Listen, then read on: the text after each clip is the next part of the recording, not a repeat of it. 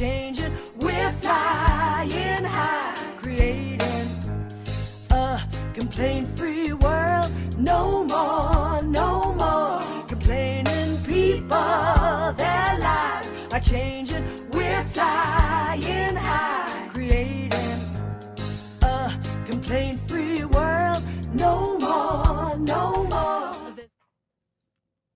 In a previous JumpStart, I shared with you that about 4 weeks ago, 3-4 weeks ago, I woke up in the middle of the night and could not turn my head in any direction. Up, down, left, right, nothing. And it was very, very painful. You've heard of walking the floor in pain. That's exactly what I did.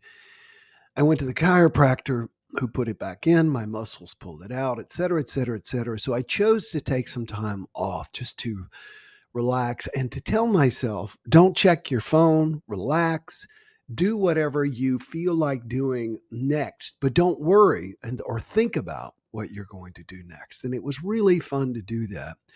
One of the things I shared with you was that my screen time on my phone went down 92%. My stress went down proportionally. So I'm living proof that it can be done. In the process, I picked up this book, The Tao of Pooh. Now, I don't know if you can tell. I've got something in there marking a page, so let me just remember what the page is and show you how raggedy this book is. I've read it several times. It's by I would say a young man. He certainly looks young in the author photo, but the book is probably 25 years old.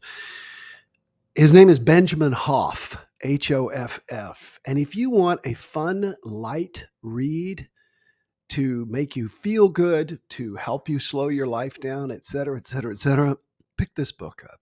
Highly recommend it.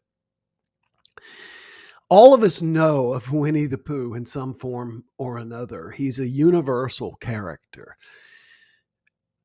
I would have to admit that I didn't know much about Winnie the Pooh as a little boy. Winnie the Pooh was not a story. We talked about it, but it was not really shared with me. I think the first real exposure I had, which was when I was really little, was through the Disneyfication. You know how Disney Disneyfies everything from The Hunchback of Notre Dame to Pocahontas to whatever. After they Disneyfied Winnie the Pooh. And they actually did a really good job, I feel. And that Sterling Holloway's voice as Winnie the Pooh is just absolutely priceless. The concept behind the Tao of Pooh is to explain Taoism using the characters from Winnie the Pooh. And I'm going to give you just a few of the shortcuts this morning because I think it's very, very interesting. Taoism. The concept of Taoism was popularized by the great writer Lao Tzu. And Lao Tzu helped people the worldwide understand what Taoism was about. This really solidified it for me, though. Tao is one of those words. Taoism, a lot of Taoism is, it just can't be explained. The Tao that can be explained is not the Tao. Is the way the Tao Te Ching opens by Lao Tzu.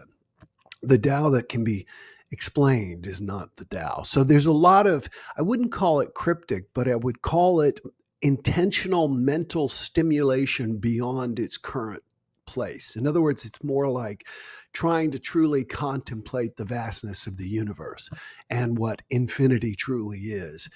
It engages the mind. The word Tao cannot be directly translated, but Benjamin Hoff uses it in a great, easy to remember way. It basically means how, according to him, how you move through life, who you are when things happen to you. And the thing I like about the book very much is he imagines that he is like Christopher Robin and he is sitting there with all of these stuffed animals come to life, which, by the way, it occurred to me this morning as I was thinking about that, Calvin and Hobbes. Everybody was like, Calvin and Hobbes is such a totally unique, it's about a little boy who moves back and forth through the adult world and also the children world. And sometimes his stuffed tiger is a stuffed tiger, and sometimes it's a guy he goes into space with.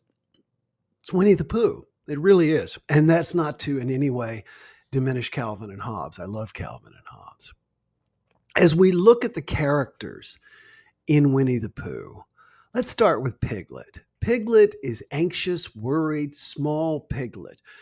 And it helps to understand that because Piglet is so small, of course he's going to be anxious and worried. He gets stepped on. He's little. He's a tiny little guy. And at the same time, he's a very simple little guy.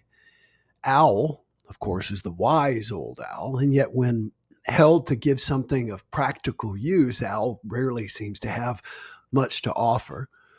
Rabbit, very, very clever, and yet at the same time, again, not very practical nor educated. Owl is like super educated, but not street smart. Rabbit is very street smart, but not a bit educated. Then you've got Kanga, the loving mother, and Roo, the precocious little baby.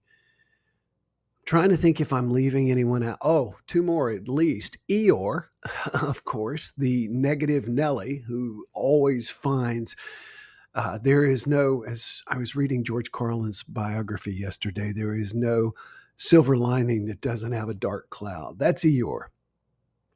And then there is Tigger. Tigger is overconfident, thinks he knows and can do absolutely everything, and bounces from thing to thing without ever making any of it stick. Now, does any of this sound like you? I can tell you it sounds like me. And yes, I realize I left out the star character. I left out Pooh Bear himself. The interesting thing about Pooh, and what I love about Benjamin Hoff's take on this book, HH Milne's Winnie the Pooh, and the way he incorporates the characters. I've always wondered how in the world he was able to use these characters in his book without getting problems from Disney or the Milne family, etc. But Winnie the Pooh is simple. Winnie the Pooh there is a saying in Taoism that they discuss in the book, the uncarved block. And that's our problem. We are carved blocks. Let me say that again. Winnie the Pooh is the uncarved block. In other words, he doesn't remember past experiences, so they don't necessarily help him in fresh ones. But at the same time, he's not scarred by what has happened in his life. And therefore, he is not driven in his behavior by the scars that have happened in his life. He's simple. There's one of the little stories in there, and this is because he quotes extensively, Benjamin Hoff does. He quotes Winnie the Pooh. There's a quote in there where all the characters are trying to figure out what day of the week it is. And finally, Piglet, I think it is, says, "It's today." And Pooh goes, "My favorite day." How true is that for any of us? Just think about that. I think that as human beings, our prefrontal cortex, which allows us to visualize the future, is the thing that's allowed us to visualize things we want to create and to do, all the way up to vaccines that can save our lives, et cetera, et cetera, et cetera. But at the same time, it's allowed us to project fearfully into the future, and it's allowed us to carry the carved scars from the past. And as a result, today is very rarely our favorite day. We're always looking to the future, or we are looking to the past, rather than being in today. Not an easy thing to do, I have to say.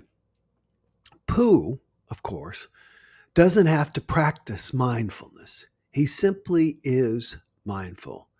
The book opens with something from Winnie the Pooh. Winnie the Pooh is walking along singing a song, and I wanted to read it to you. I quoted it by memory. Let's see how close I did in the description today. Here we go. Cottleston, this is from Winnie the Pooh, not from, it's excerpted here in the Tao of Pooh. Cottleston, Cottleston, Cottleston pie. A fly can't bird, but a bird can fly. Ask me a riddle and I reply. Cottleston, Cottleston, Cottleston pie. Hoff goes on to explain that Cottleston pie basically means inner nature. Inner nature. A bird can fly, but a fly can't bird. It's their inner nature, is his description. The thing that struck me about this is that each of the characters in Winnie the Pooh has an inner nature. Owl, who's constantly learning but not able to apply what he learns. Rabbit, who thinks he's so smart he doesn't need to learn. Tigger, as I said, bouncing from thing to thing to thing to thing and never really sticking on anything productive. And then you've got Eeyore, who cannot help but find something bad in a beautiful, wonderful day. And then Winnie the Pooh, who finds something wonderful in everything. We need to be more Pooh-like. We need to be more in the moment and of the moment, because this day is going to go away. It's going to change. It's not going to be the same ever again. Something great might happen to you today that you have no way of knowing. You might meet a new best friend. You might discover a great new hobby. You might find love today. You never know. So when you're focused too much in the future, you're focused out of the only thing we have, and that's now. Unlike the characters in Winnie the Pooh, we all have an inner nature, just like them. However, because of our prefrontal cortex, we can begin to see ourselves differently. The characters in Winnie the Pooh are trapped in Christopher Robin's imagination. They are who they are. However, we can begin to change ourselves by beginning to see ourselves differently. We can begin to see ourselves in the moment rather than stressing about the future or finding something negative, etc., etc. So today, embrace your inner Pooh. And I'm going to go ahead and give you the song of the day. If you have a smart device like mine, like you know who, Alexa here, I don't want to say her name because she'll get engaged in the whole conversation. All you've got to do is say her name and play the Winnie the Pooh song. Try it with Siri too. We're going to say, play the Winnie the Pooh song. It fired. I listened to it before I went on with you this morning, and it fired off all kinds of happy feelings. So today, our song of the day is the Winnie the Pooh song. No more complaining people. Their lives are changing. We're flying high, creating a complaint-free world. No more complaining people. Their lives are changing. We're flying